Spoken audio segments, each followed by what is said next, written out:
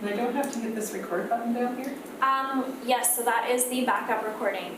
So Okay. record on eScribe and record there. Okay, I won't do it now then, yeah, okay. So here's Okay, the there live it is. stream, and let's just see what it's showing.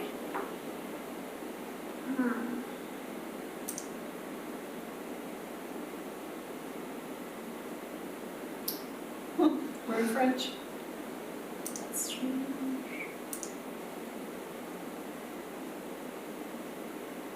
Huh. Do you know French? Just a little bit. Okay, Same. something's happening. Sounds like a direct.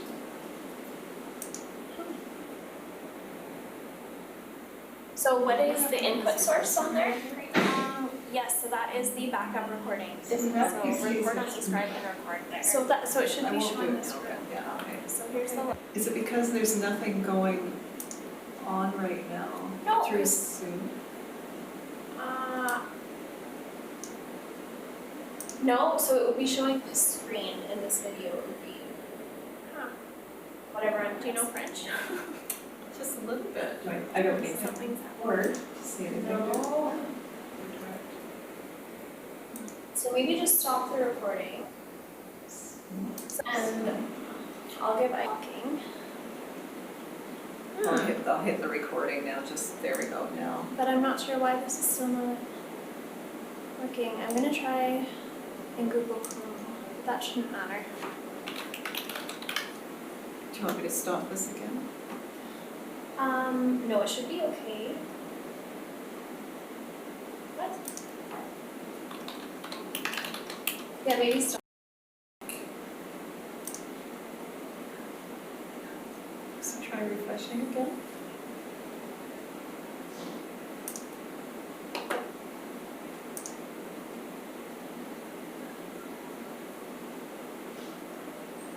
There we go. Okay.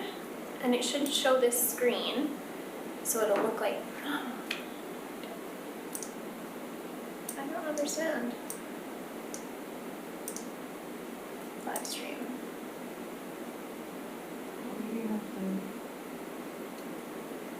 And it's on Rack PC? It's on Rack. Okay, it's working. It's just a few seconds behind. Okay. Yeah, so if you switch the view to camera rear, you'd see us, and then it would pop up here a few seconds later if I press play. There you can see my mouse when I was, So try you're on the right side of the table too. Okay, so I think that's working. Let's just make sure it pops up with us. So we go back to Rack PC then. Yeah.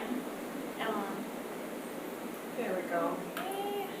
And it should show this screen. Then at no time, we don't change anything into like camera front or anything? No. No. Seems weird. Okay, you're good to go. Okay, welcome everyone to the September 24th Design Panel meeting. There's two items on the agenda today, DP 1187, 550 Brecken, and DP 1200, 155 Fry Street. We'll start with the first one. Caleb Horn is the planner, so I'll let him take over. Right, thank you. As mentioned, the first application considered tonight is Development Permit 1187. So this one previously did come to the Design Advisory Panel in June of this year. The Design Advisory Panel recommended that this application return with revised plans, and which the applicant has now submitted. The applicant for this project is West Urban Developments. The architect is Thuja Architecture and Design, and the landscape architect is Lazarin Svizdal. The proposal here is for an 87-unit multi-family residential building on a lot that is currently zoned R8 medium density residential. The staff design comment and the attachments outline some of the changes made from the previous iteration, and the only thing I would draw attention to is that in the current iteration the variance requests have been eliminated, so they are no longer seeking the retaining wall or building height variance. So with that, I will let West Urban present the revised drawings for Brecken.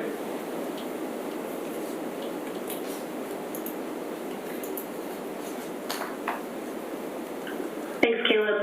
This is Sarah Alexander here. I'm just trying to pull out my screen.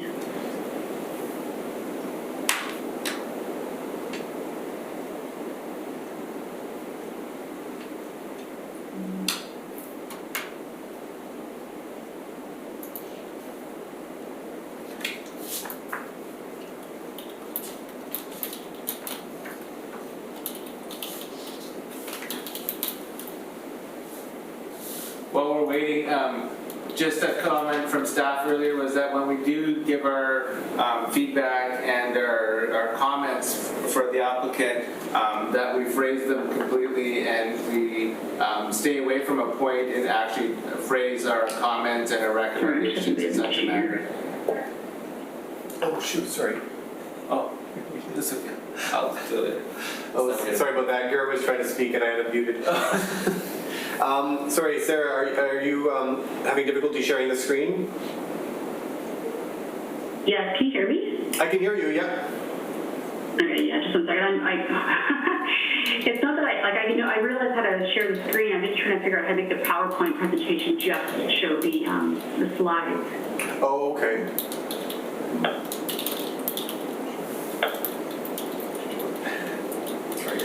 Well, while we're waiting, all I was saying earlier is that just a comment from staff was when we discuss and have our recommendations, that we have a thorough, statement and or our point or motion. Thank you. That our motion it speaks thoroughly to our point and not just we don't just keep discussing a matter on its own without the motion. Thank you.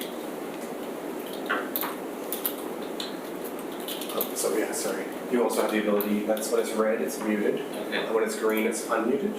So you can also hit that button right in the middle if you want to unmute. Okay. We just keep it muted when we're not talking, just so there's not feedback. Yeah. Sorry about that.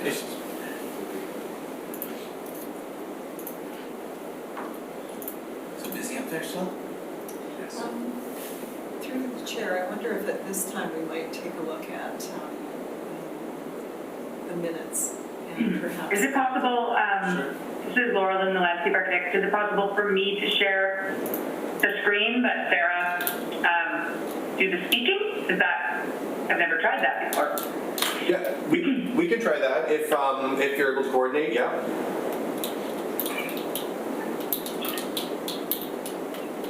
Want me to just try that, Sarah? She's muted now. Oh.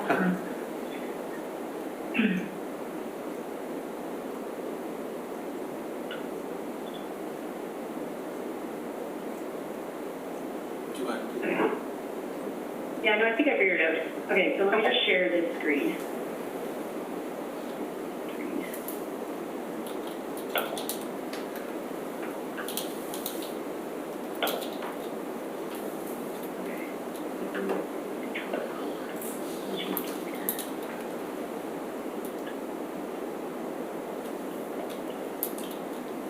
Okay, you can see that?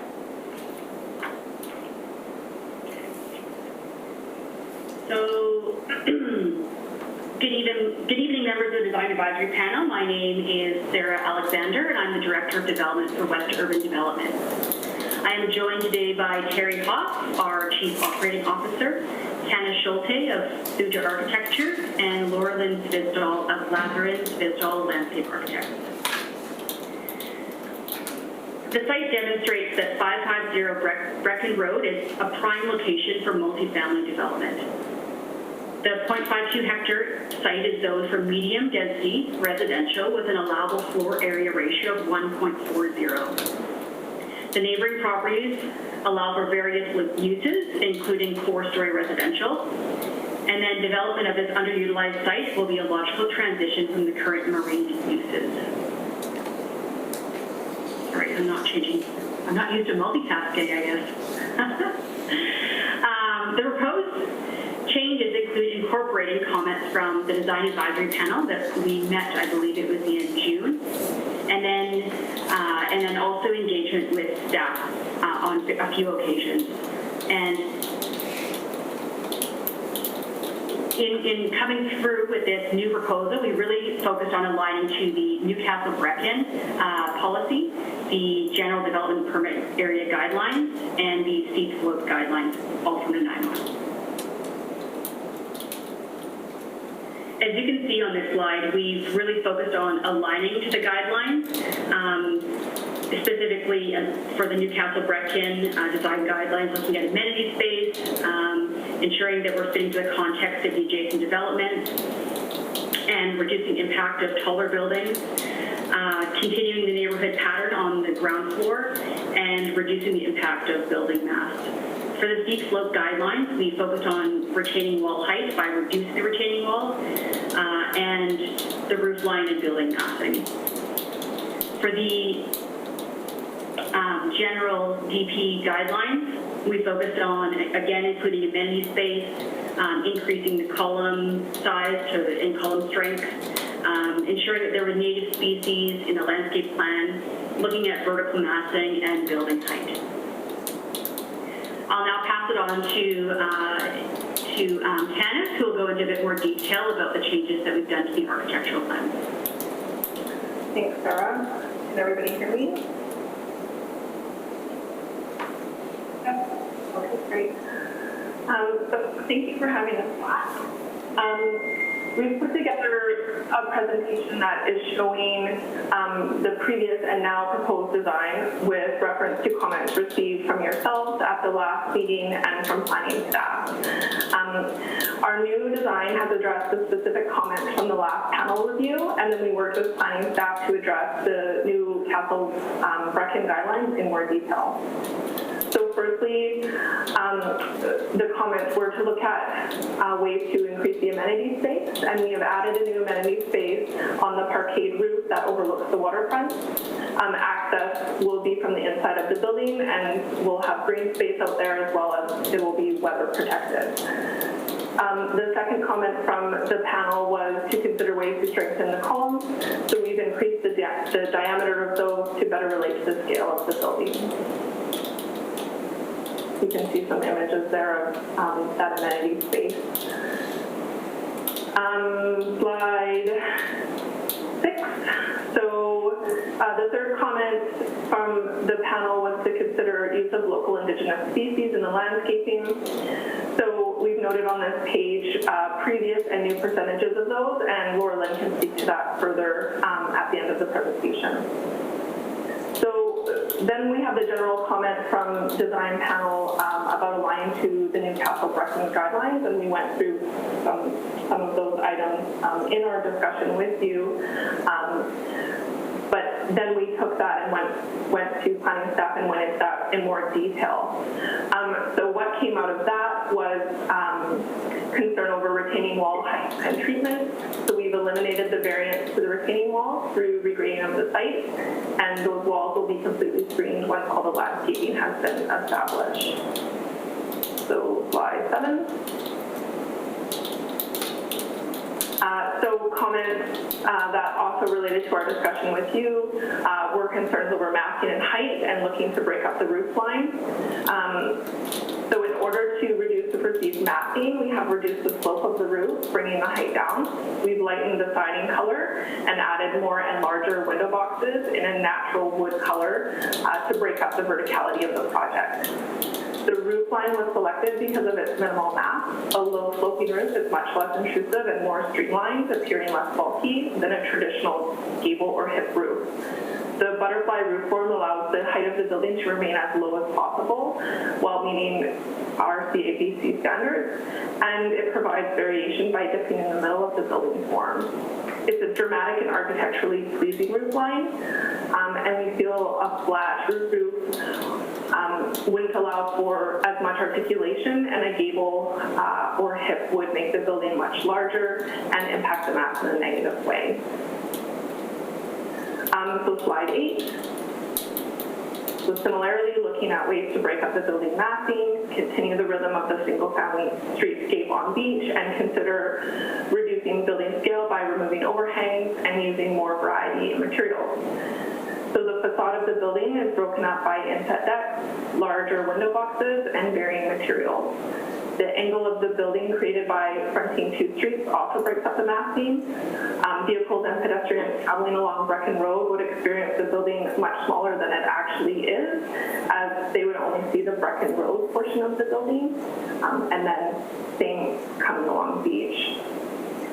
We've enlarged the patio spaces on Beach Drive and increased the grade along this section of the building to continue the front yard rhythm along this frontage. and we've added more of the lighter material throughout the building.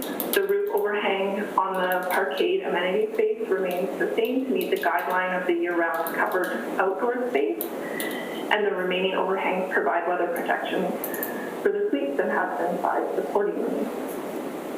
Slide 9.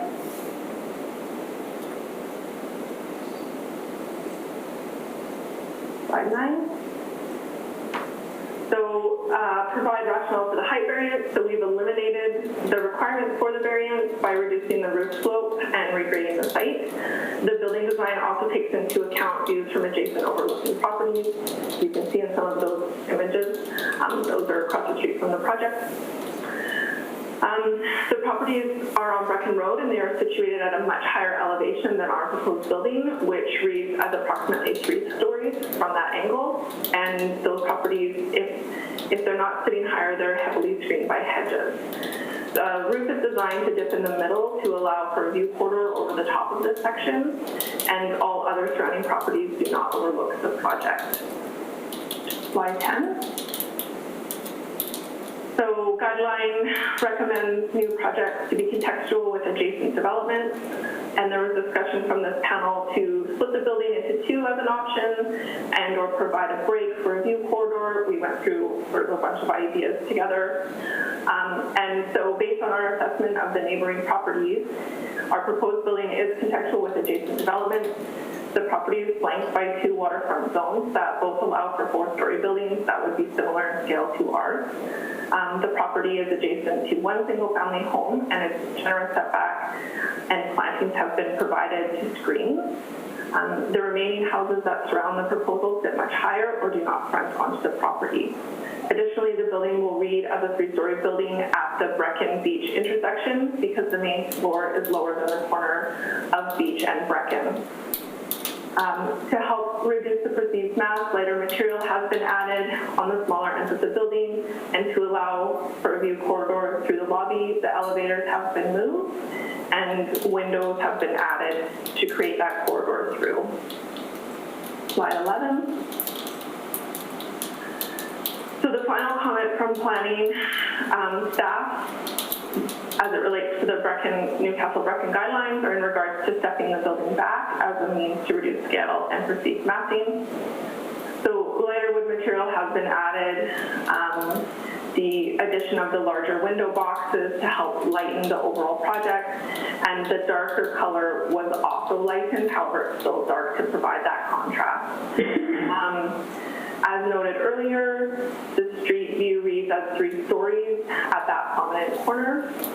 And while we have not stepped the building, we believe we've met the intent of this guideline through the above noted moves. So slide 12. For the landscaping, I'll pass it over to Laura Lynn. Hi, this is Laura Lynn-Sisdall. I'm landscape architect for the project. The majority of the comments related to native species, which we've made a couple substitutions. We went from 74% of the planting plan being native to 82%. We did that by swapping out a couple trees for a more island native variety, as well as about 3 or 4 shrubs, a more showy rhododendron for Pacific rhododendron, native honeysuckle, and there's a couple other small tweaks to the shrubs. So I think that we've got a well over majority native palette here.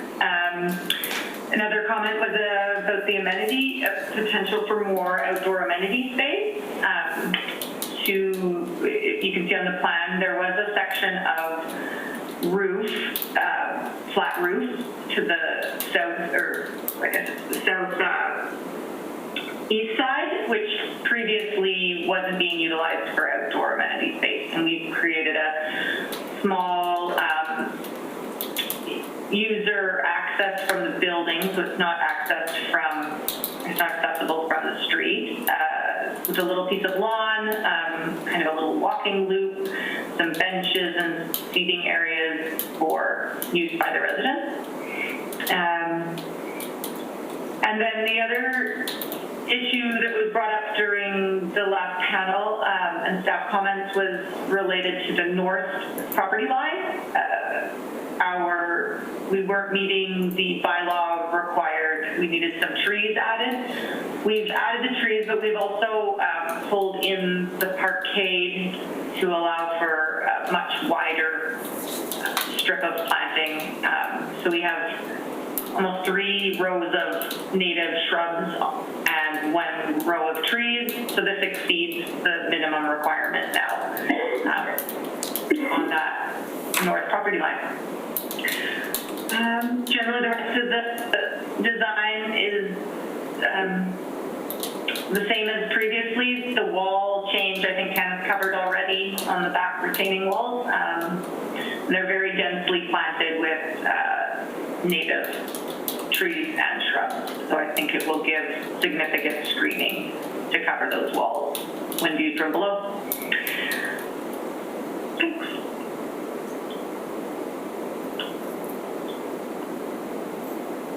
I think that's it for landscape. Okay, thanks, Laurelyn. So as you can see, our proposal absolutely aligns with the NIMO zoning bylaw of Newcastle and Brecken neighborhood plan and both the general and steep slope guidelines. Also, we've ensured that no variances are required. The site offers multiple amenity spaces and steep slope, and large patios and underground parking. The building design includes a West Coast palette, an architecturally pleasing shape, and provides a variety of colors and window boxes. And also landscape is over 80% native species, including many trees for buffer and unique outdoor spaces with planting. Our proposal supports the implementation of NIMO's policies, and this development will be a progressive addition for a challenging and undeveloped site. And we're open to questions now. I can change the slide. There you go. We're open to questions. Thanks for your presentation. That was a good use of proposed and new schemes so we can see clearly the changes that you've made. I'll open it up to the panel now for discussion. I'll start with Kevin. Thanks for the presentation. From what I've seen, you've done a very good job addressing all our concerns. The only question I have is I noticed the roof over top of the amenity space area. There's an aerial encroachment into the sewer right of way, and even though it's obvious that the roof is well above the ground surface of that sewer right of way, I wonder if you've had that checked by the building planning department to see if that is permitted.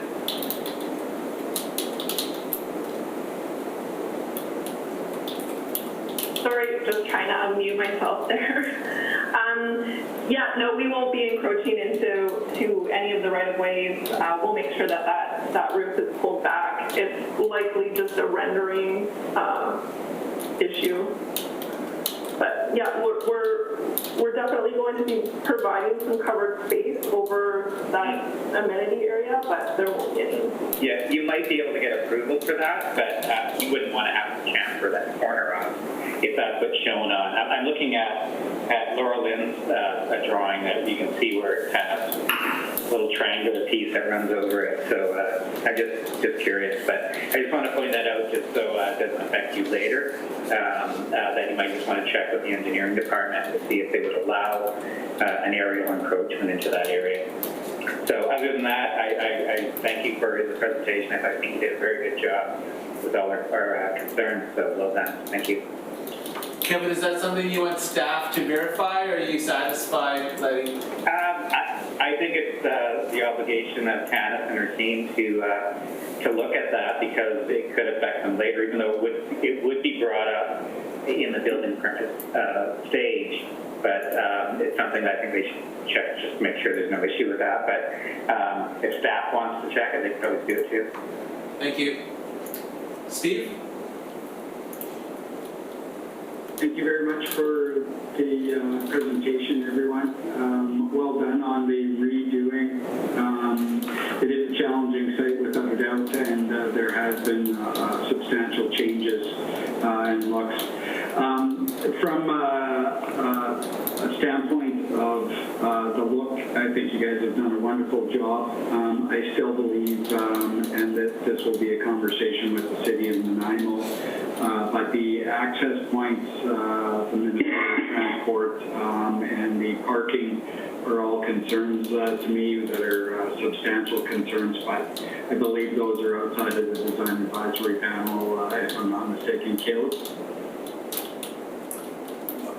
Sorry, you were inquiring regarding the access points, is that right?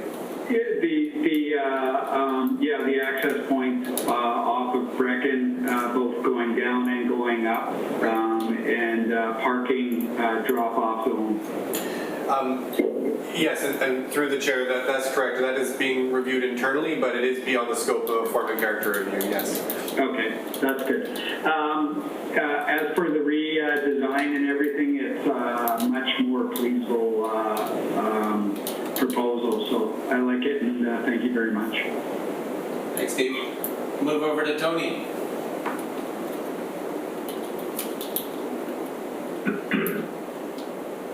I too commend you for the response to the concerns raised by this panel as well as staff and the excellent job you've done of resolving them.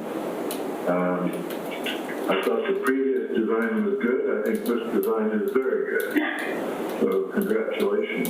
I especially like the enlarged window frames that you've incorporated now. I think that adds a very good texture and improve the scale of the building and so forth. So I think you've done an excellent job. Thank you. Thanks, Tony. Marie? There, I might unmute. Okay, yeah, thank you very much. I didn't attend the previous meeting you were at, but I really appreciated your presentation in terms of how you compared the previous presentation with this one, so that was helpful to me. I remember the previous proposal, having seen it, but didn't attend that meeting, and at this particular one now, and well, I think you've really reduced the sort of imposing presence of the building to some degree, especially with introduction of lighter wall colors and the different balconies and so on. However, I'm still having some reservations about how the building fits into the neighborhood context, which is part of the neighborhood plan, especially on the residential street fronts, especially Beach Drive. Beach Drive is kind of the official entrance to Beach Estate, which is one of Nanaimo's signature mid-century modern neighborhood single-family homes. And I'm finding, even with your changes to your design, that the height, the strong, unbroken horizontal mass of the building, and especially the roof line, and the overall design really sort of stand in sharp contrast to mid-century design, mid-century modern aesthetic character of the other buildings, sort of low bungalow buildings of the rest of the neighborhood. So I'm having some reservations about that in terms of how well it still fits into this particular neighborhood. So I have some concerns about that. There's no other apartment buildings in that area yet. It's all a single family dwelling place, and so that's kind of where my concerns lie. In addition to the fact that you're adding 87, I think, or 80-something plus residents on that corner, and I think as Steve mentioned, there's traffic issues, and again, that's kind of outside of our purview, but Brecken is often backed up with ferry traffic, and that street's blocked, and so there's some really some concerns that the city has to address for a building of this size, or this many new residents being added to the neighborhood. That really has to come into consideration as well. So that's kind of where I stand at the moment. Thanks. Thank you. Kate? Okay, first I want to thank you again for your presentation, and thank you very much for how you presented the work you showed us in June to what you're showing us now. I really appreciate that. And I'm glad I'm following Marie. I really agree with what Marie has said. Even though you have, you believe you're fitting your project into the neighborhood context and the neighborhood character, I really don't think this building fits in. I think you've done a wonderful job trying to address some of the issues, but I think just the general scale and size of your building and that it's one mass is really, from my perspective, it doesn't fit in. And I don't see any buildings coming in the near future that are going to help it fit in. You also didn't give the panel enough of a context of what your building would look like to the adjacent properties. Yes, we saw one property across the street, but Beach Drive has a very different character, and this building's going to be right up against the single-family homes that I don't believe is going to be shifting anytime soon to a new zoning. So on that note, I really appreciate the work you've done. I think you have a beautiful building. I don't think it's the right site for that building. I don't believe it fits into the neighborhood. And I really appreciate all the efforts you've made to improve the landscape and the plant palette and the public space. But just again, this, from my perspective, it doesn't, I disagree with your perspective that it fits into the patterns of the neighborhood. I don't think it does.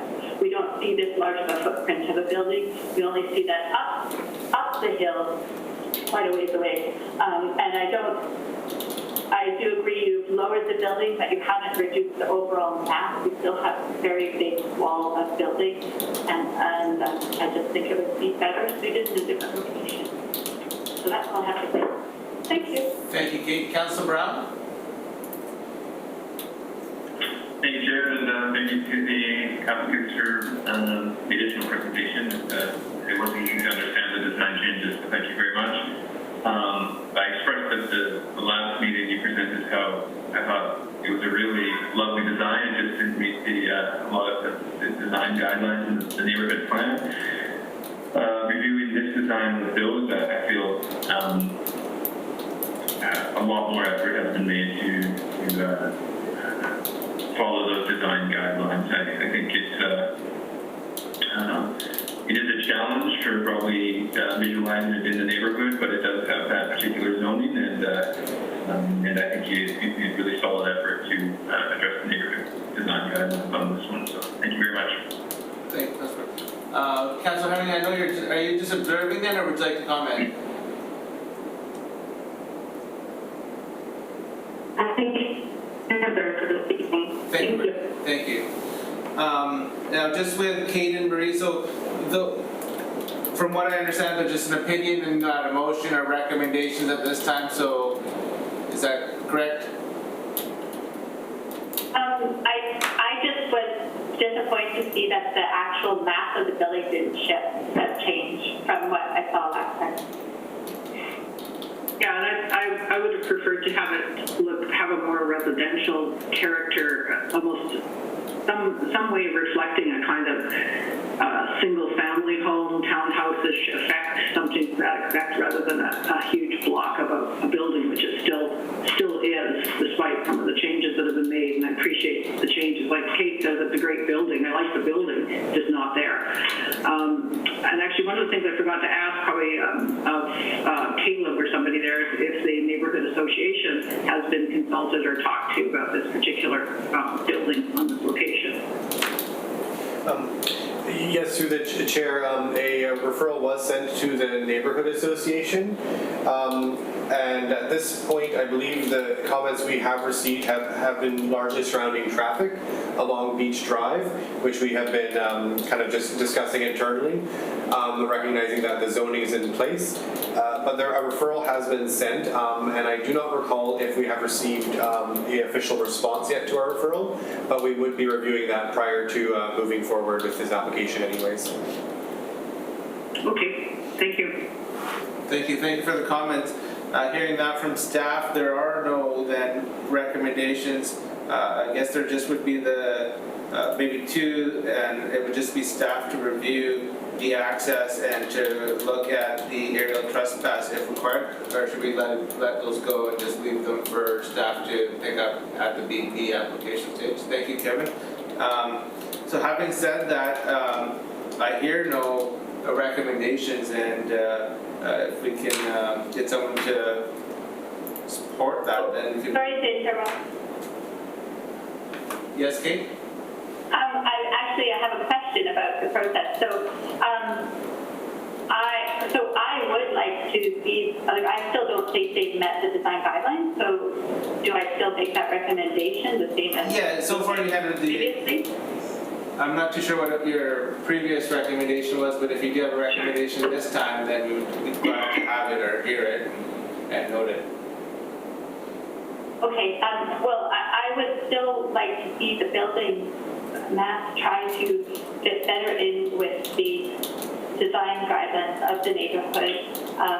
It is still one solid mass, and I appreciate the effort to have that sort of window through, but I can certainly see ways on the edges reducing, just off the top of my head, I'm not sure how to express this, but reducing the edges, so you have two roof lines, they're still kind of similar to what you're achieving, but you're creating a bit more variation in form and size.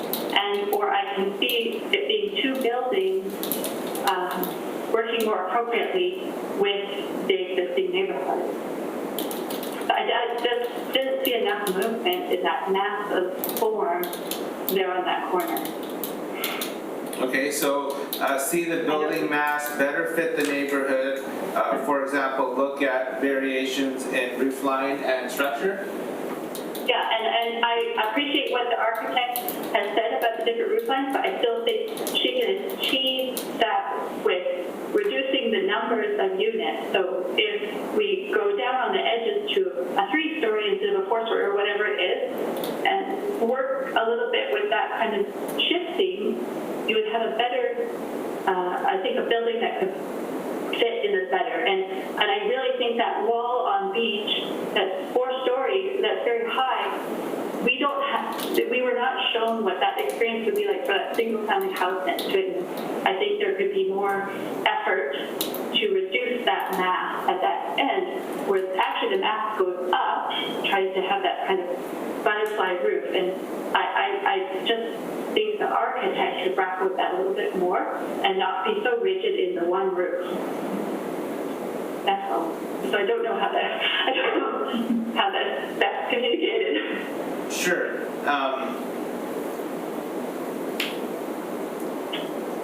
Did you want, so maybe they can show staff context with the existing single family and their proposed building? Yeah, and look at ways to reduce that 4-story on the edges, so the form builds up a little bit and comes down, and I think that would create a better rhythm for that space, and it would better connect it to the existing single-family home. Yeah, I think a bit of variation in the roof line would help to make it a little less dominant. The sort of solid line, black line across there it sort of maintains an imposing facade that is not reflective of the kind of residential single-family residence that's in the neighborhood. Okay, so look at ways, or look at the building in context to the neighborhood. So, and doing so, look at the roof line, the structure of the building, and possibly ways of reducing the wall massing on Beach Drive. So, is that what I'm hearing? Sure. Okay. Lori, is that gonna work, or should we try to bottle that up a little bit better and package it up? Through the chair, let me perhaps read to you what I've been gleaning here. So look at variations in roof line and structure to reduce the dominance of the facade. I also have look at the building context in relation to the neighborhood. I'm not sure if that should be neighboring properties, and look at ways to reduce the massing along the Beach Drive. That may probably take in the first point that was first. Mhm. Yeah. I think that's the essence of it, and we can maybe refine it before we're done. Well, thank you very much for your presentation. So with that motion there, can I get support for that? That wasn't a motion, I don't believe. No, that was just a recommendation. Sorry, with that recommendation. So, I would like to make a motion. Certainly. Unfortunately, it won't be a motion that Kate and Marie are going to like, but we can, if I can get a seconder, we can discuss it more, then we can have a vote on it. If my motion gets rejected, we can look at another motion, but I make a motion to accept the application as presented, as is, without that recommendation. Thank you. Thank you, Councilor Brown. Thank you, Tony. Is there any discussion? Thank you, Steve. Yes, Tony? I guess I'd just like to point out that we're talking about somewhat of a nuance to the design here.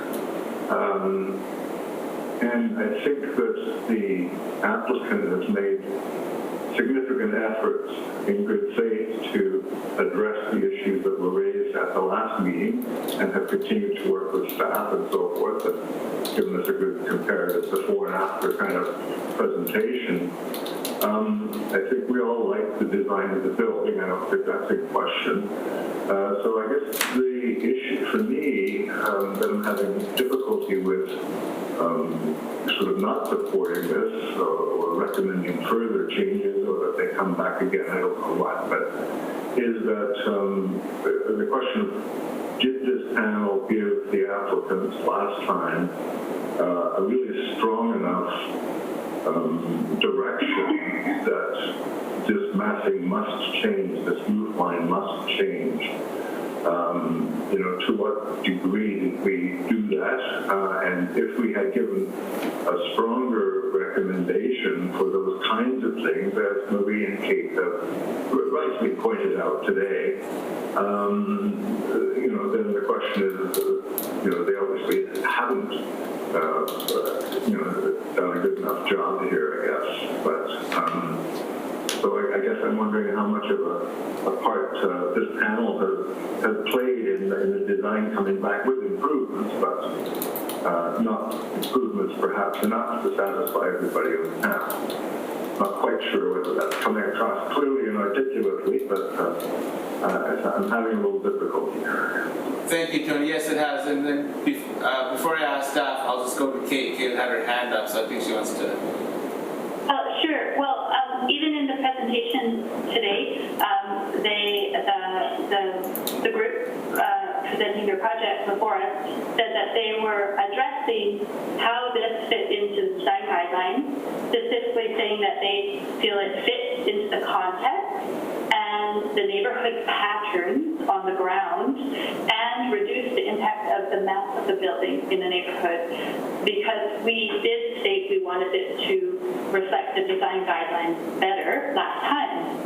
So I actually think they were aware of that because they noted that today in the presentation, and I'm saying I don't believe they have done that with this building in this neighborhood.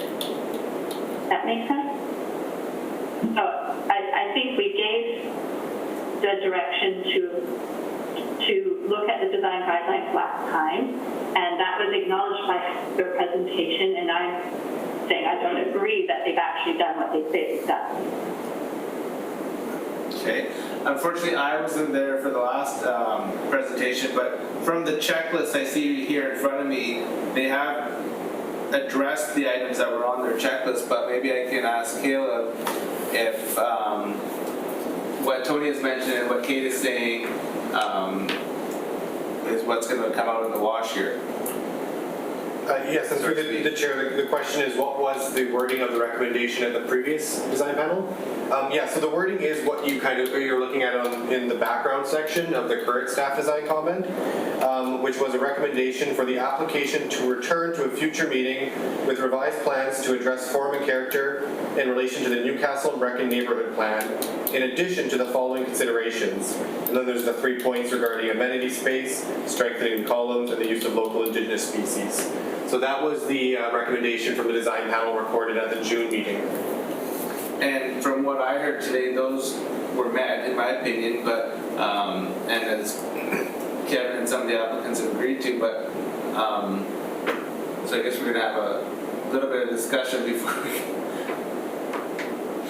Does anyone else want to comment or touch on these points here? I would just like to say something. If we just think about the patterns on the ground, this building does not reflect the same patterns on the ground as that neighborhood.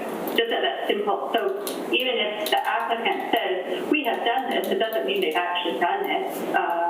It's our perspective to determine whether that has been done with our knowledge of Nanaimo and our knowledge of that community and our knowledge of the built form. And I think the applicant has not properly represented the context of that neighborhood. They've shown one building. They've not shown anything on Beach Drive, which is very different from what they are proposing, and I think that's important to consider. So Thank you, Kate. I don't. Councilor Brown? Yeah, thank you. I do recall us discussing the roof line, but it clearly didn't make it into the recommendation, and I think maybe that can be a reflection of sometimes the looseness of our conversation, and we probably need to tighten up on that a little bit as a panel. With that said, I very much hear what Kate is saying,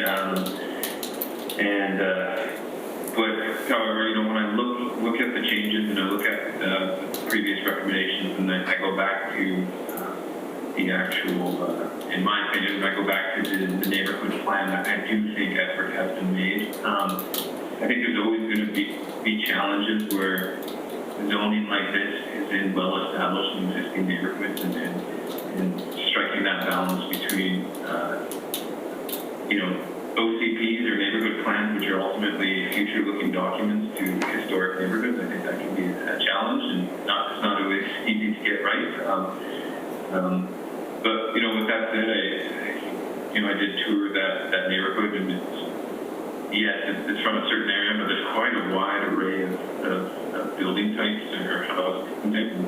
So I don't think and I think that's so true for almost all the neighborhoods, with maybe the exception of the old city. It gets quite hard to pull out a sort of architectural error, I think, or a form and say this is what we're sticking with or trying to match. So I think the sum of that all to me is I'm comfortable with the recommendation as is, and will be supported.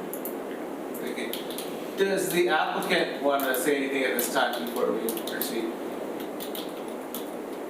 I think we're in discussion period, Garrett. Okay. I don't think it's... Sure, certainly. I don't think it's appropriate, but that's just a point of order. Okay, thank you, Kevin. Well... Bert, if I could chime in here. Certainly. The issue that I see, and I'm conflicted substantially, and I can see where Tyler was going with this. With the OCP and the RE zoning, and it was one of these that was done, I'm not sure how long ago it was, but it makes it very tough because they are lining everything up within that zoning bylaw, without any variances. I think from this perspective, mayor and council are going to have an awful tough time with this, just from the neighborhood pushback, and that's just from my personal preference or personal experience with this. So it makes it very tough. I would love to see two buildings as well, but I don't know if that could be a recommendation because it does fall into the zoning bylaw. I would just jump in, and I don't think council will be involved with this application because there's no variances. As long as staff supports it, it's a rubber stamp. As long as city staff feels that it meets the neighborhood committee, neighborhood association, council will not be involved. As far as I'm aware, staff can tell me if I'm wrong on that.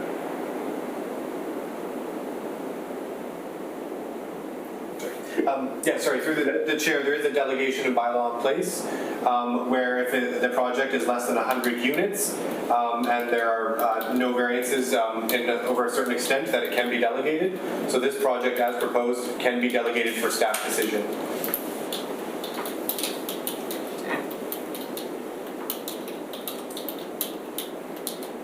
So, I guess. Thanks for clarification.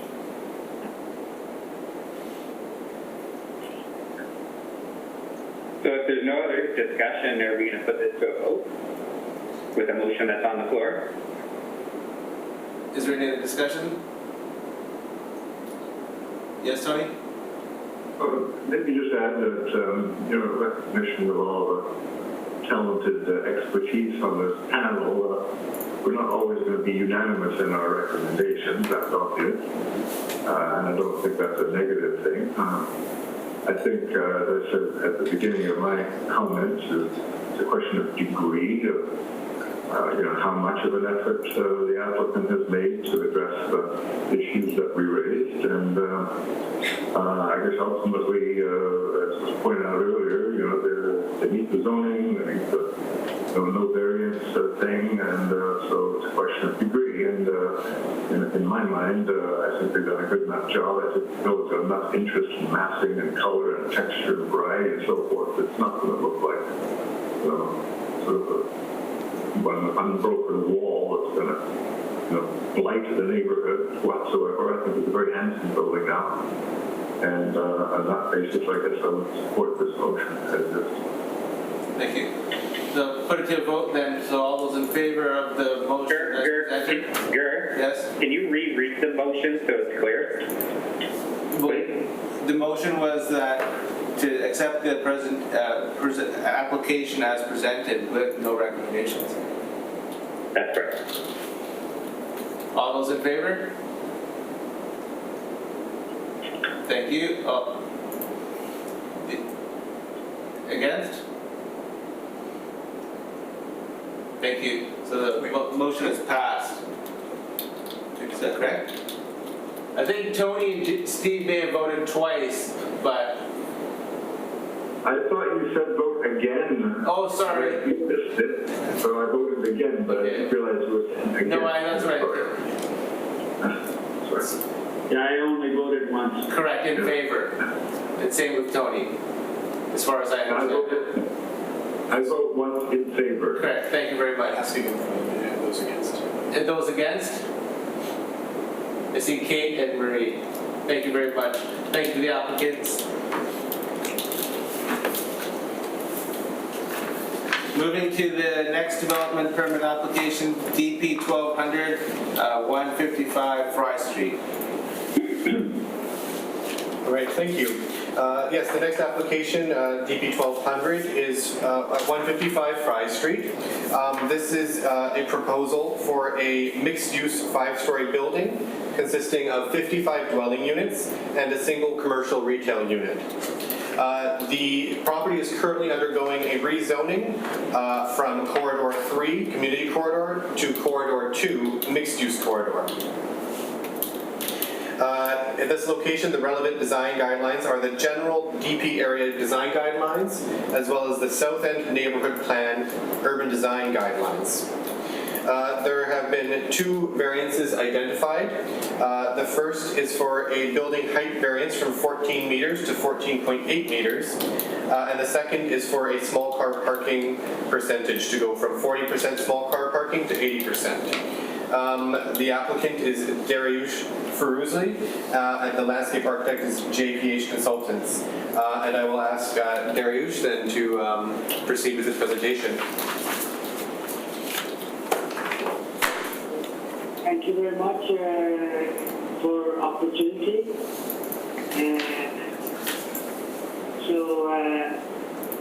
Can I share the screen please? Yes, if you click the green share screen button at the bottom and then select the application you want to share, that should work.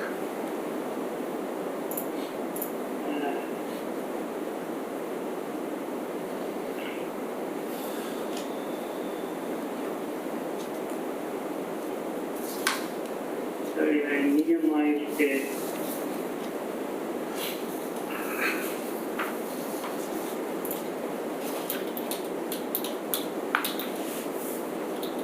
would you mind to repeat it again? Oh, sorry, yes. If you have the Zoom program open, at the very bottom there should be a green button that says Share Screen. And then if you click on that, you'll see all your the applications that you have open, and you can select which one you want to share.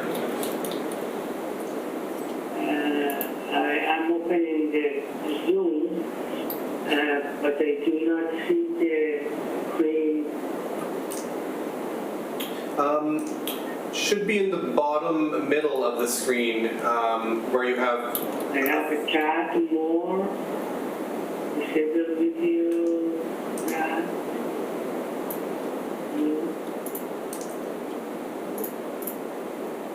You may have to have the file open in the desktop, Dariush. This is in the Mac.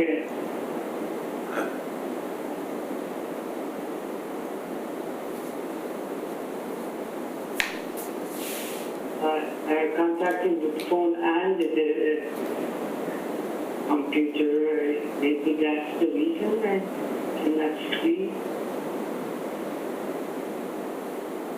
And you have the Zoom program open on your computer, is that correct? Yes. Yes, okay.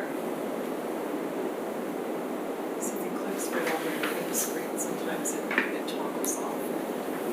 If you click right on the screen, because it toggles right off when you're just attending sometimes, it'll show you that again. Is Zoom open on his computer as well? It would have to be open on his computer too, if he's sharing from his computer, right? Yeah, it's open in my computer, but I think probably Caleb, you have to let me be shared.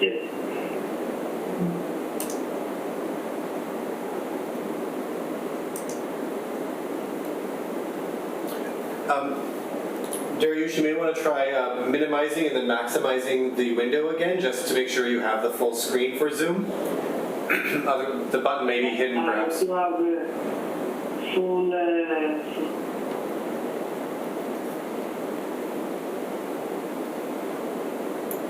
Do either Nathan or Pat have it? I don't have the architectural set here. No, neither do I. Is it different from the Mac to It's possible. Is anyone else out there using the Mac version of Zoom? I haven't used it. No. This is the Mac. Does he see this Zoom screen? I think so, because he's watching it.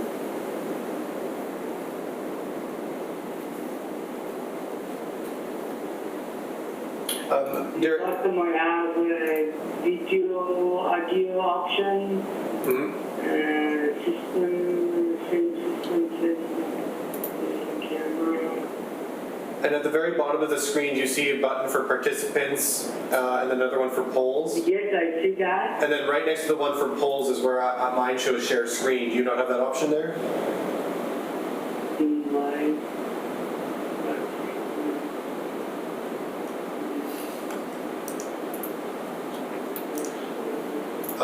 What we could do perhaps is just bring up the design package and the agenda, which has the submitted plans. Would that work perhaps, Dariush? And we could just look at those plans? That will help, but I had to not prepare this one I was hoping to show. Yeah, then I opened the participant, I see the team participant. In the bottom I have raise hand, yes, no, go slower, faster, invite.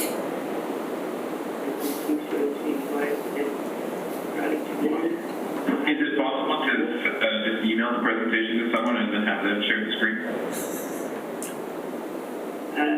No, it's a 50 megabyte. I didn't send it to anyone. Okay. Well, in the meantime, I can bring up the just the drawings from the design package, which everyone has received, but we can bring them up here just so they're on the video as well. And then we can go through those, and if there's anything additional that you would like to provide, we could you could provide that perhaps after the meeting. So I will just share my screen here in 1 second.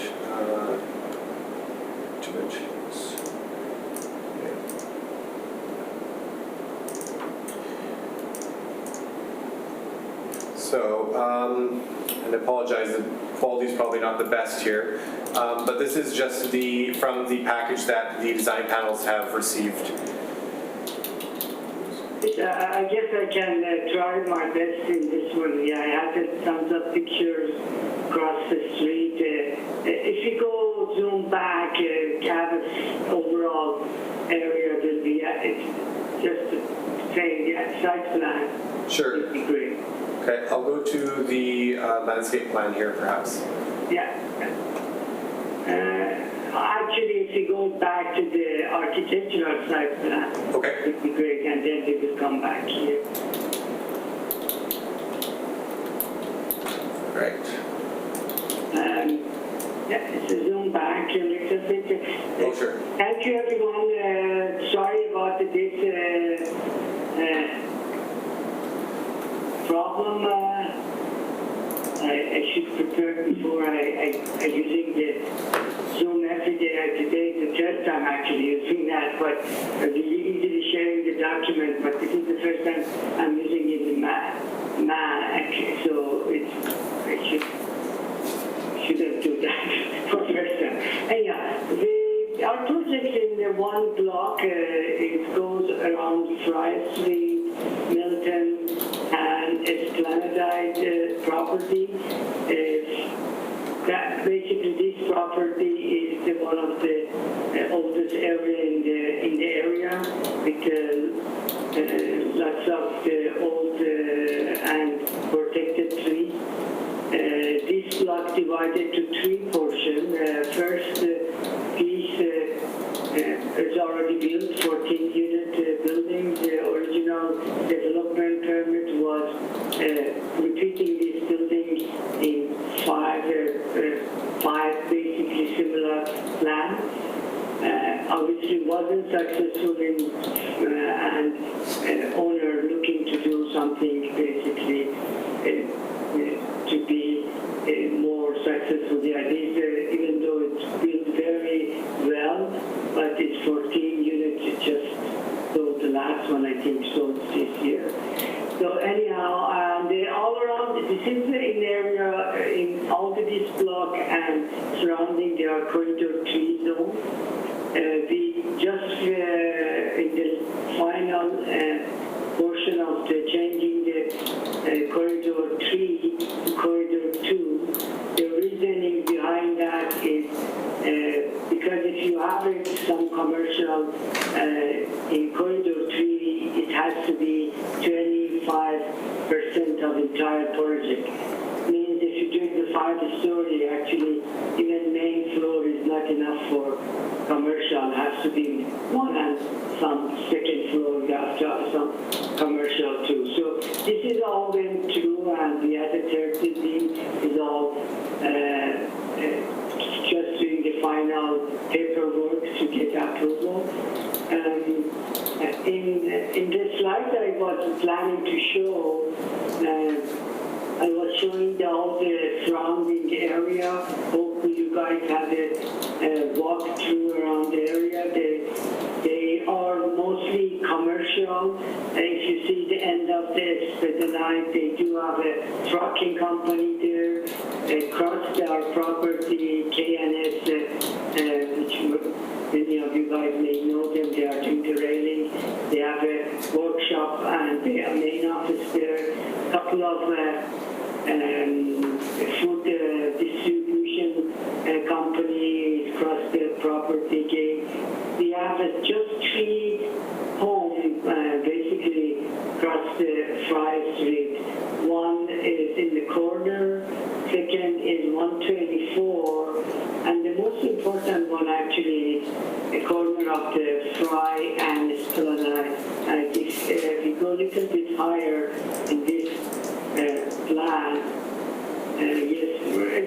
during that intersection. It is very Victorian style project. I believe when the first phase reviewed with at the time planning department, they do recommended to go to the Victorian type of the style and design the building that way. That's why this phase one built the way it is, and it is really strongly, even though the majority of the older home is gone in the area, but it's strongly still present. One thing is that over the site plan, you see that we have across the street in the Esplanade Railway.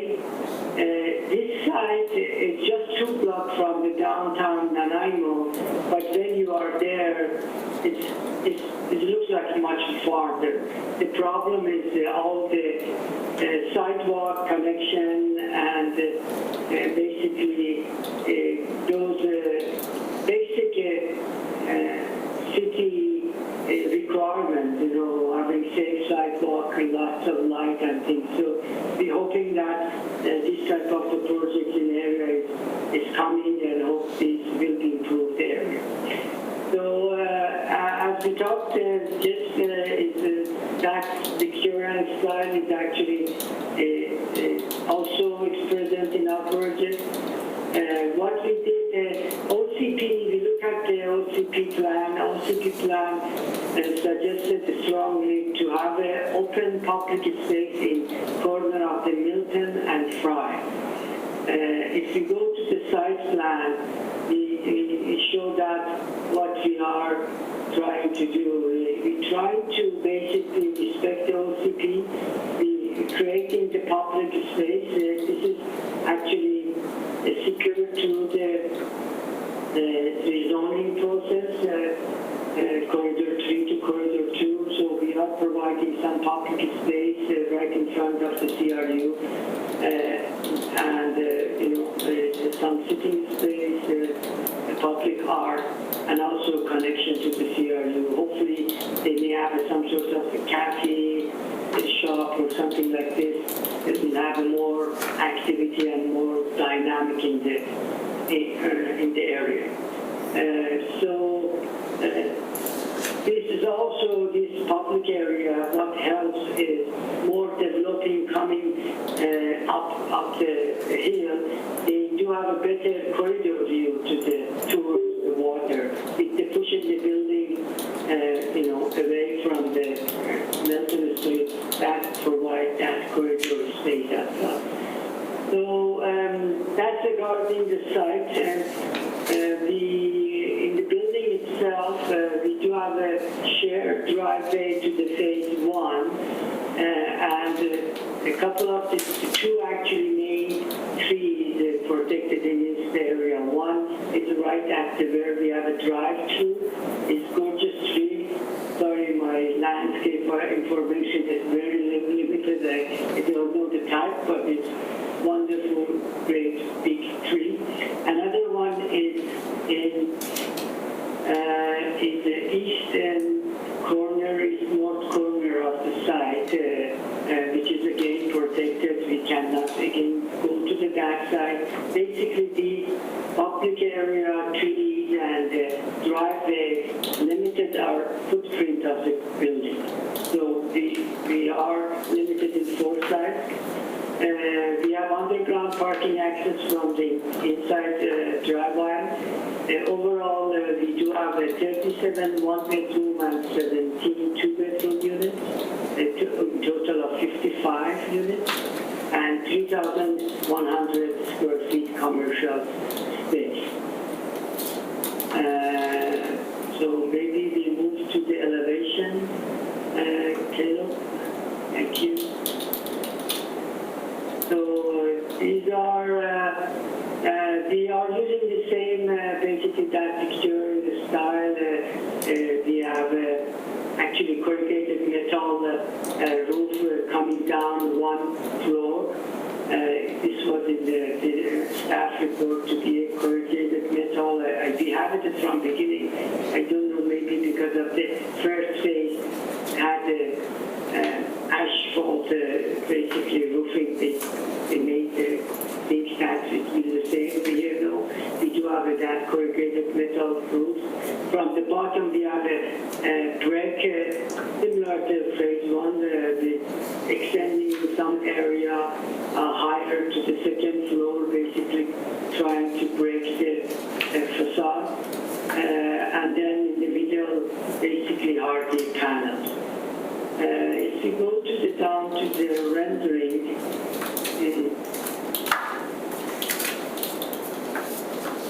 here you are what we basically detailed there. It's different style in the roof area and the top floor with the more longer decks. Breakdown is makes the building looks a little bit more articulated. The other staff suggestion was to connect to the Fry Street. Actually, we do have access to the Fry Street. This is not our main access. It is our secondary, obviously, but there is one access from the residential area. We do have two variants as Caleb mentioned. One is regarding the number of the parking, small parking. We do have actually two extra parking stalls, I believe. But our small parking percentage instead of 40% is 80%, means instead of 25 small cars, we do have actually 50 small cars. And the second one is the building height. I think it was one error in the staff report. Our building height is 18.8. Height allowed in the project is 14. So in zoning, corridor zoning, if you do have, I believe 80% or 75% of your parking underneath the building, there is 4 meter additional granted with no variance. We are just 3 short. We have 45 parking underneath the building, but it's 80% is 48. So I guess with some modification we can add that tree and B and that one, and then our basically allowed height will be 18, and just within the asking for 0.8.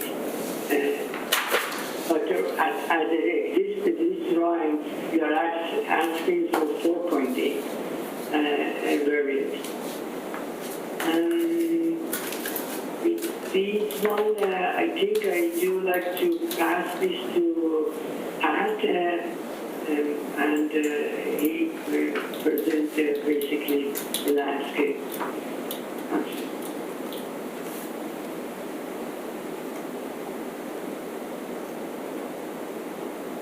It was longer than supposed. I was going to try my own screen, but I'll use that one.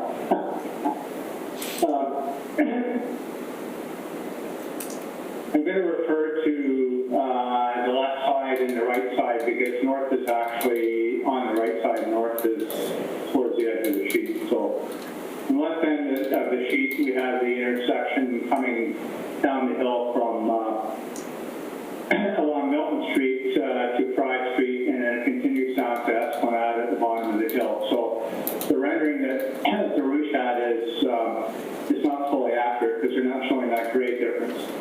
So I'll draw your attention to the top left-hand corner of the site. I'm showing a sidewalk entrance to what is going to be CRU, a proposed CRU, which is actually sitting about a meter below grade at that end of the building. So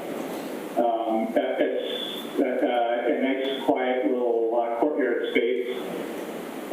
It's intended to house a piece of public art of some sort that's subject to I guess, discussion in an art competition or whatever is required for that. And I just provided a concept at the left edge of the sheet, which just simply indicates that there's a gateway at the top and that there's the opportunity in that gateway structure to incorporate artwork. And or there could be something that's smaller or different or some other proposal within the space. So the intent is to provide a small community space that somebody could sit and have a cup of coffee outside of the store. Excuse me. The other aspect of that is that we have to sort of control entry into the CRU area, but provide the security for the overall project that's there right now with gates. And so part of the art of this will be to step the fence down across a low retaining wall so that it's not imposing. It's a 4-foot fence instead of an 6-foot fence.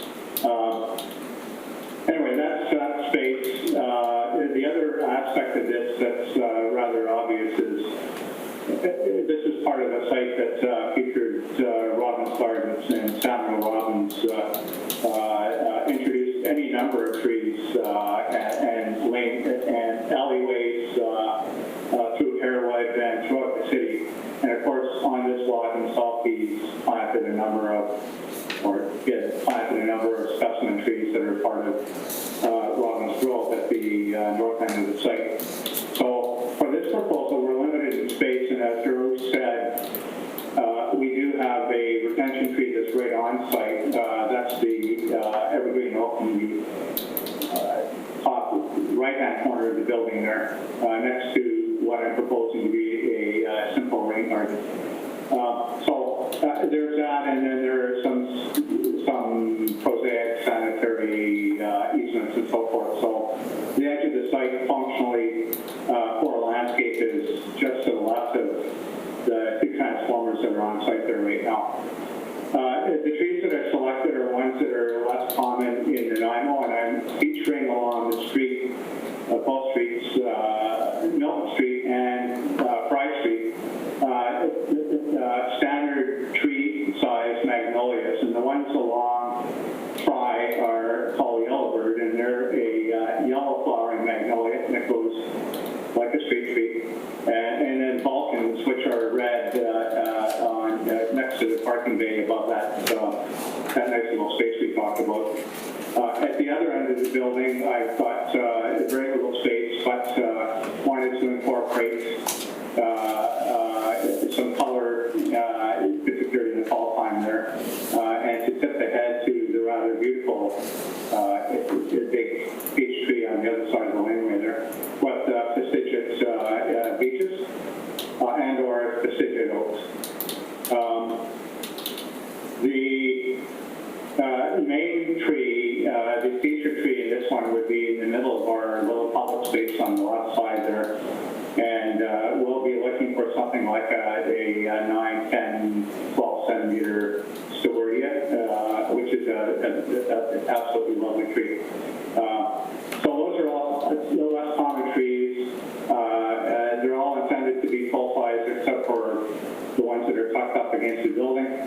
And the public spaces we're hoping is an opportunity to provide maybe a little bit of interpretive information as well about Samuel Robbins and his garden.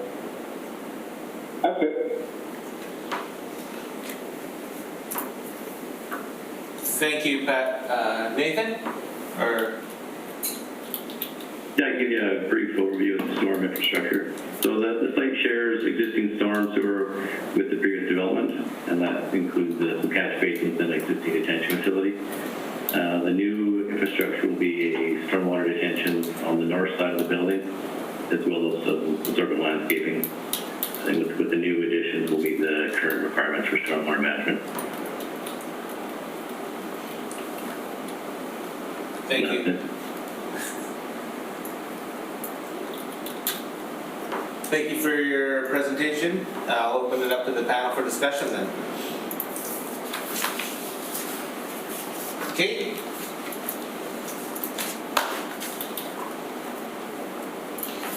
I don't have any questions or anything. I don't have too much to say. I do like, given the original sort of arboretum character of the site, I enjoy that Pat has included other tree species. I think it's appropriate in this condition. I do agree. There was a staff comment about the vegetative swale at the back, and possibly considering using plants instead of just grass. And I always support more plants, so if you can look at that and that makes sense, I would do that.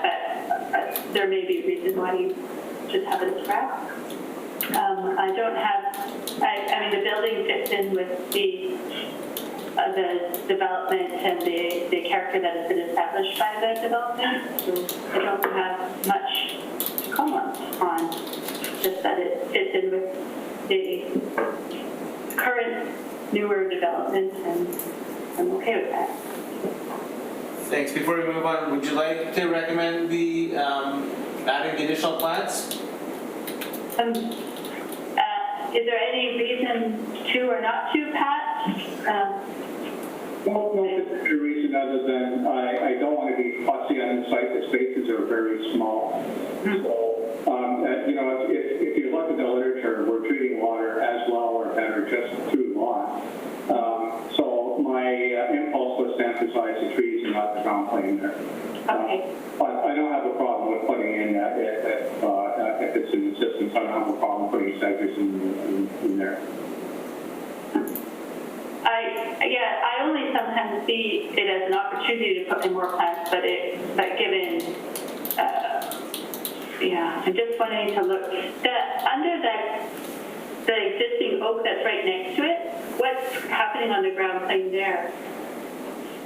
That's up to the project arborist, what ultimately is going to happen there. There are some trees that are in rather rough shape to the east of that oak and around that oak.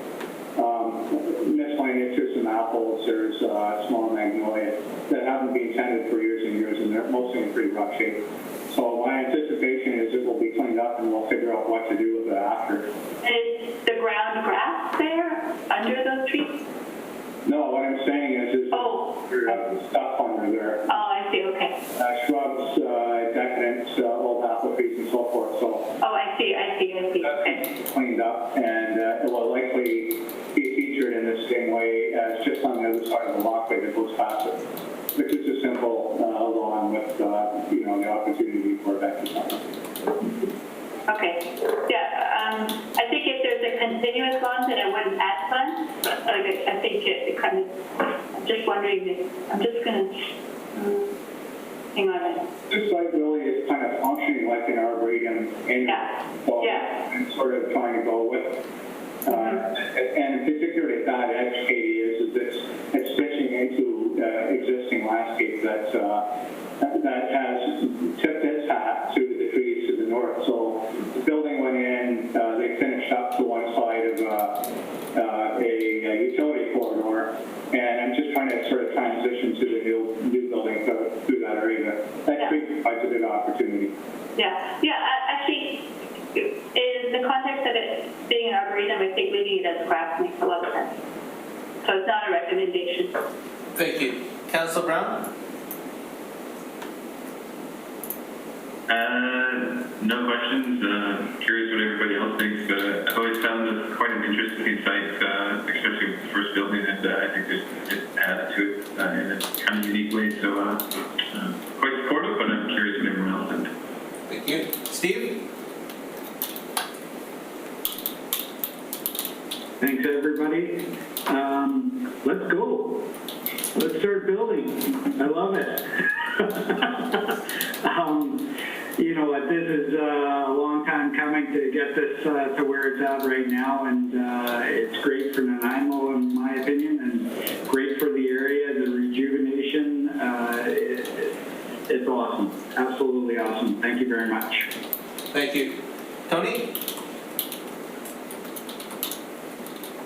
Thank you. I was startled, maybe I missed something, but the notion of 80% small cars, I don't think I've run across that lately, and I just wonder what the applicant's rationale was. As I said, I don't know if I missed that somewhere in the presentation or the write-up, but could I get a comment on that, please?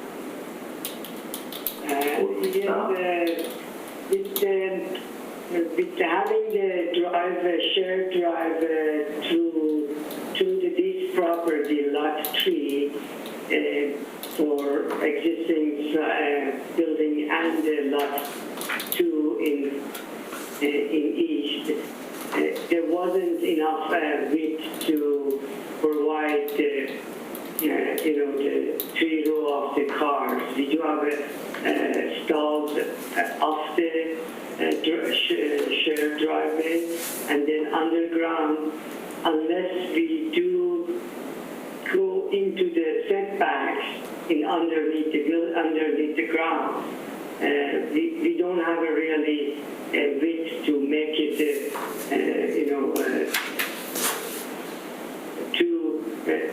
three row of the deep. 19. The large car is 1950 versus a small car is 15. That's our struggle was. Basically, we didn't have a depth. I appreciate that, but you said it's pretty unusual, but it's not uncommon to project into a setback underground, unless maybe the NIMO isn't like a lot of other municipalities, but so that would be one way to address it, I guess. Whether it works or not, obviously, is up to the success of the residents and so forth. So I'm just curious about that, I guess, more than anything. In terms of the design, the form and character, obviously chosen to match the existing building, and if this were a brand new project from scratch in the 21st century, I think it would look a bit retro, but if that's the choice you made, then I think you did a good and consistent job, and I will support this. Thank you. Thank you. One more thing about the parking. Is 80% of the cars, like I do have the 2 SUVs, I always park in the small stall car parkings in the parking lots. It's really, unless somebody has a truck, big truck, the majority of the 80% of the cars, they can fit in the small car stalls. As cars, they are getting smaller. I understand the reality, and I don't disagree with you. I just point out as a complete aside, the city of Victoria has no small car allowances anywhere in their parking bylaw. Bizarre that is, but anyway. Sorry, I'm going to shut up now. Thank you. It's very good comment. Thanks, Bruce. Kevin? Yeah, thanks, Dariush and Pat, for your presentation. Very nice project.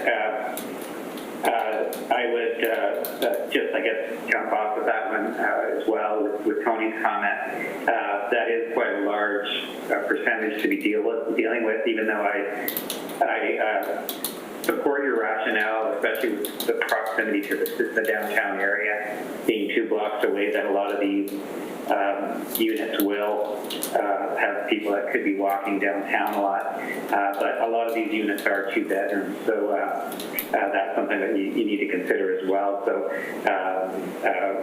whether or not everyone else is in agreement in supporting this, I guess we can discuss that later. Overall, I like how you cited the buildings and creating that plaza on the corner works very, very well. I like the form and character. And Pat, I like your landscape concept, but there's a couple of things I just wanted to check and run by you.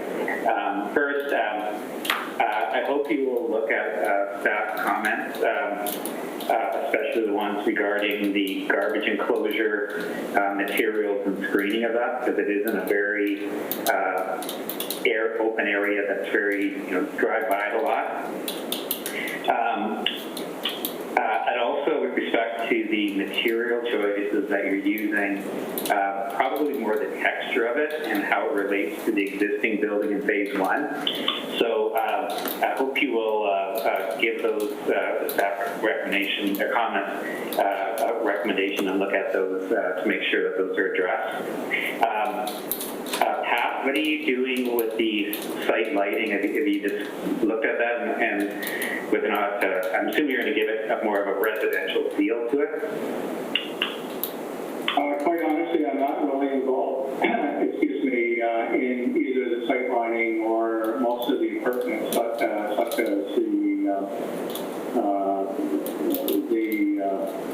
trash receptacle and so forth. My design is limited really to that, just the creation of the community space on the end. So I can't really answer the question, Kevin. Okay. I would just... I may answer if you're okay. Okay? Yeah. In terms of the Fry Street, yes, there will be very low lights over there, and in the driveway also, because we have a unit facing to there, we will have a not tall lights, so it will be a more residential low lights as much as possible. Okay. Okay. I'm hoping, Pat, when you look at that public art, that you take into consideration the history of the site and the history of the neighborhood to come up with something. You mentioned the possibility of having a competition for that, but hopefully something that reflects the history of the site would be in that. I'm not really putting that in as a recommendation, but I'm just hoping that with your input that gets done that way. The only real concern I have is along Fry Street, and I think, Pat, your drawing doesn't totally reflect the stair. It looks like there's, at least on the architectural site plan, there's an access to a stair area that in the residential side, which doesn't reflect on your plan, which is no big deal. But from what I look at, you have two entrances off of Fry to the residential wing, and then three potentially, or two or three to the commercial wing. I'm looking at the commercial side, and I'm wondering why the steps that come up off of Fry don't align with the door units that go into those units. I'm not sure what you're driving at. The stairway that I'm showing off of Fry is at the high point of the road. The road is rising to that point, and then it curves to go off as it heads north. So the stairs are functional, and there's actually another small little flight couple down to get to the, so that somebody coming along Fry Street can go down those stairs, enter into that little public plaza. I guess the assumption for any of the residential frontage there is that they could lock the doors.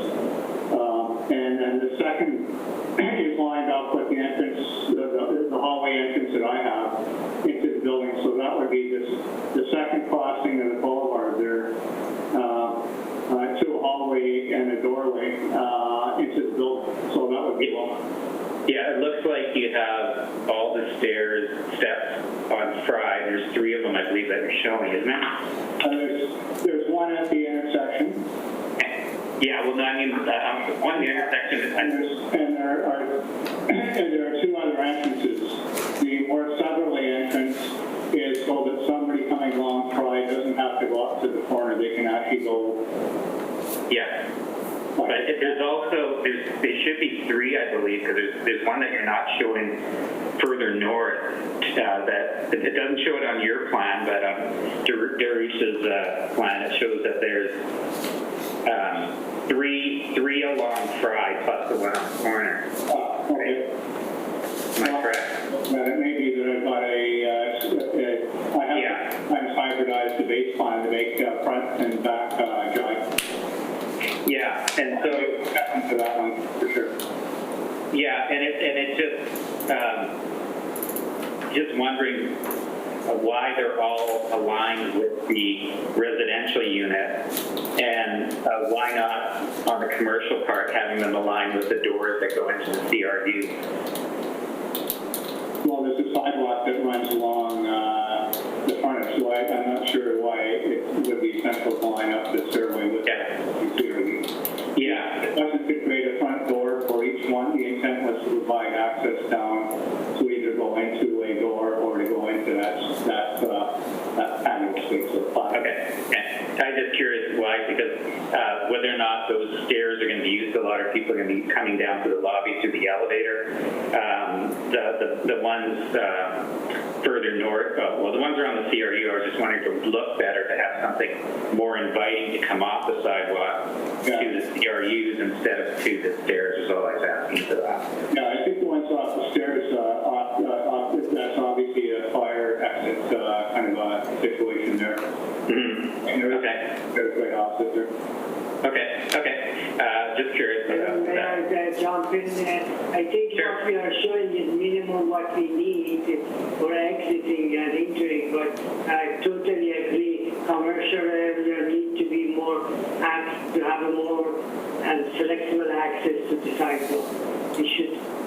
Yeah, and when you come up the steps, everything relating to signage gets kind of thrown off a bit if you have to come up steps and then turn and walk a bit to get to the access to those units. So it's just something I'm throwing out there because no, other than that, those things, I think it's a very nice project.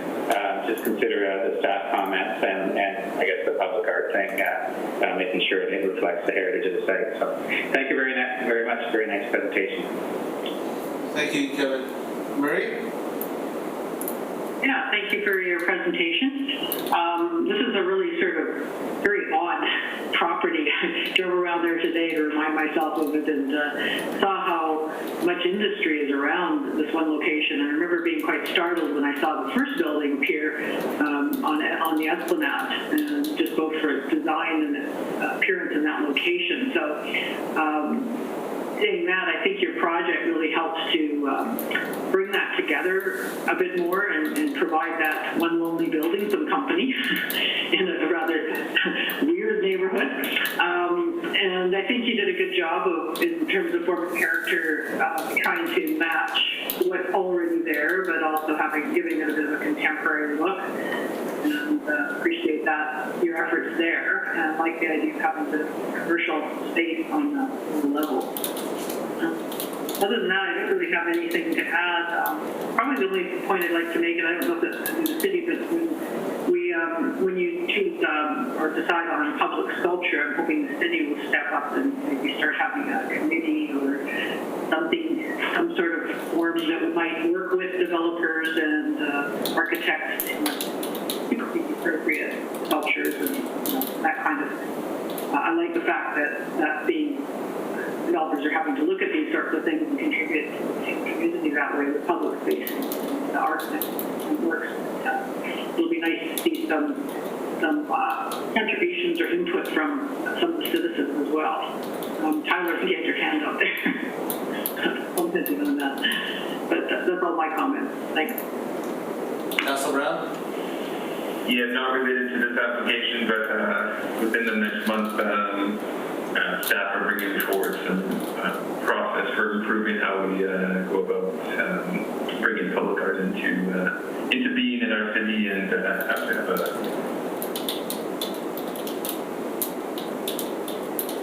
Great, good to hear. Thanks. We lost your feed there. It's frozen. Not just sure. He's frozen in time. Tyler's. I didn't hear. He's moving now. I think I lost my connection there. I don't know if you can hear me now. Yeah. So you were saying that the city was going to be implement some sort of process for choosing public art? Yes, in the next month, our culture department is going back with some recommendations on a process about how to start to improve some of these mechanisms and processes for public art in the city. Great.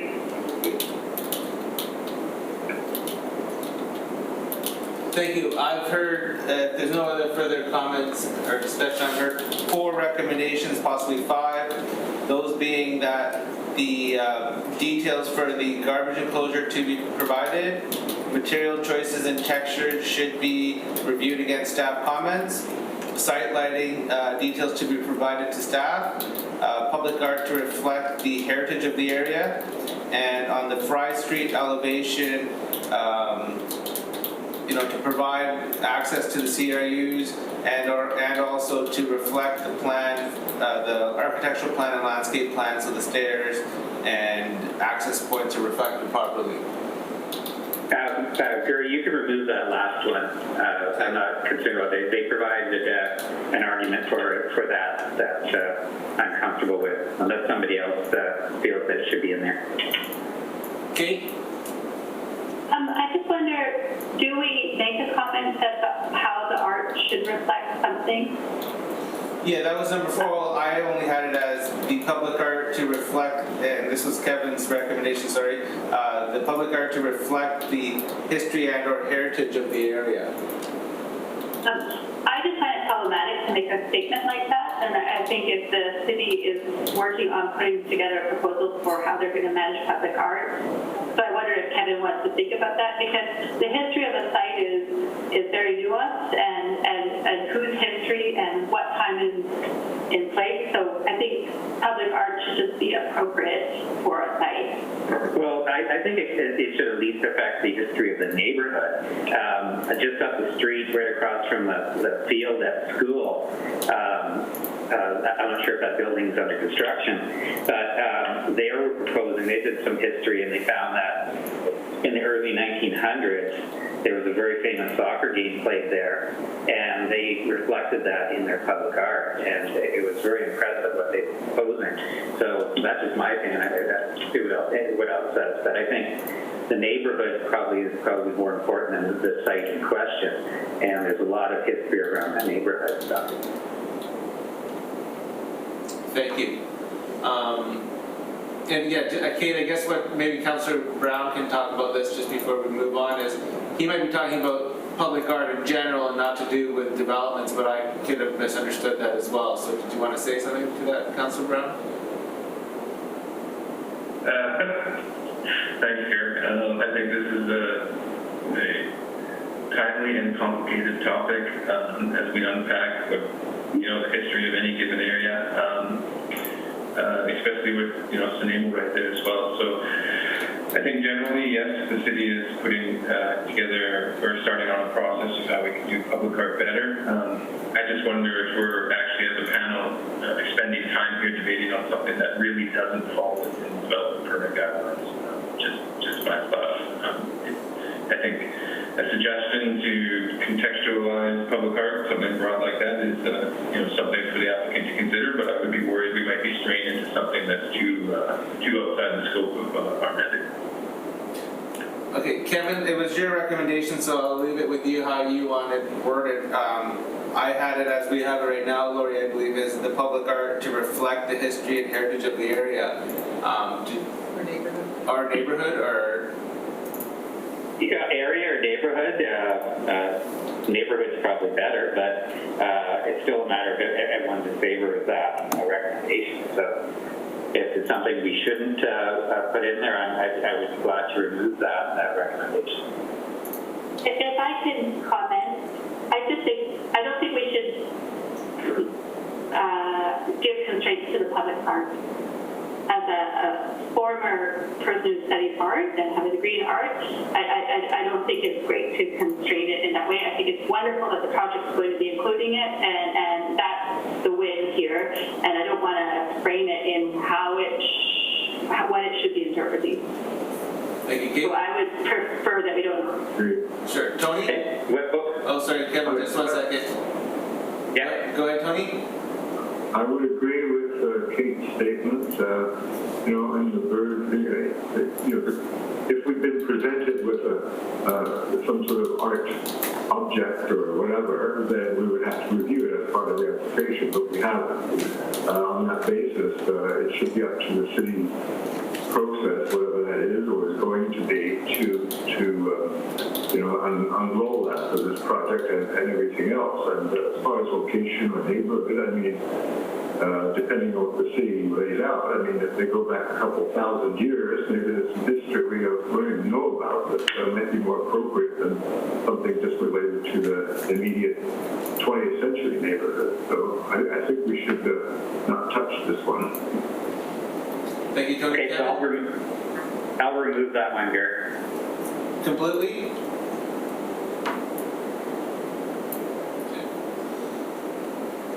So then to recap, there are 3 recommendations, those being landscape or the garbage enclosure, details to be provided to staff, material choices and textures should be reviewed against staff comments, and site lighting details to be provided to staff as well.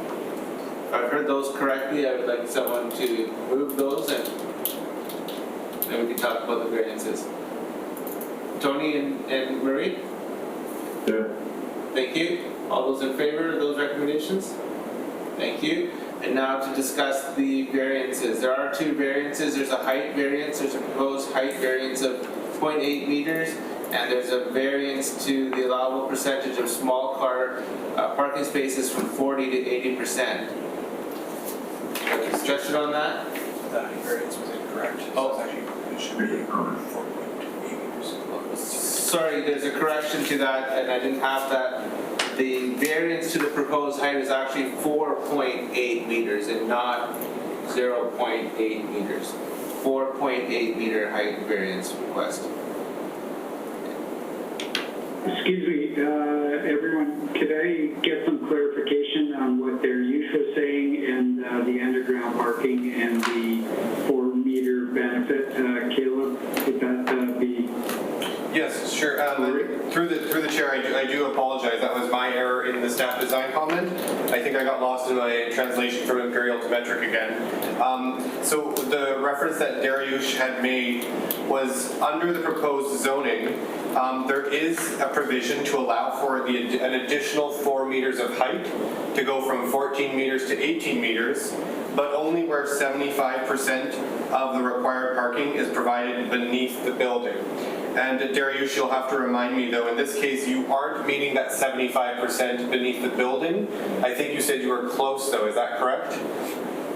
That's correct. We are just 3-1 short. Yeah, 75% will be 48 parking stalls, and we do have 45 stalls. Okay. So with understanding that, then if that additional parking had been placed on the building, then we would only have been looking at a 0.8 meter variance, not a 4.8. But as it stands as proposed, it would be a 4.8 meter variance. Thank you. Does that clear everything up, Steve, or? Yes, that's exactly what I was looking for. Okay. So is there any other discussion on the variances, the 2 variances for height and parking? Seeing none, can I make a motion to, do we comment on height? Are we commenting, sorry, on these variances still? Through staff? Normally we put support for variances in the original motion, but in this particular case, at least with the height, it's tough to support it when, even though the height of the building isn't going to change, it's all a matter of interpretation on the height. And, if it's 0.8 meters over, that doesn't sound too bad. It sounds actually really good. But if it's 4.8, that doesn't sound very good. We're talking basically close to 16 feet in the variance there. So, and the parking one, I'm not sure for both of them whether or not we should be supporting them or not supporting them, whether or not we should just deal with form and character and landscape concept of siting and just not even comment on it. Okay, let's have a quick discussion on that. So all those in favor of not commenting on the variance, I guess, is the question. I see Kate, Tony, Kevin, Marie, or... Just good practice is to never have a motion in the negative. Like it's confusing. Like we don't need a motion. I wouldn't make a motion. Yeah, just So then, yeah. Unless someone makes a motion. Okay, sir. Thank you, Councilor Brown. So just accept it. If nobody's making a motion, then there's. Yeah, we'll accept the presentation as is and the recommendations as presented. Sounds good to me. Thank you. All in agreement? All in agreement? Yeah. Thank you. We'll do these staff minutes next, and thank you for the applicants and the presentation. Thank you very much. Again, sorry about the problem with that presentation. Thank you. Has everyone looked at? Has everyone looked at the minutes from the last meeting? Is there any comments or discussion? Seeing none, thank you. Thank you. That concludes today's meeting. Thanks, everyone. Thanks, Pierre. Good night, everybody. Night. Bye. Hi. Night. Night.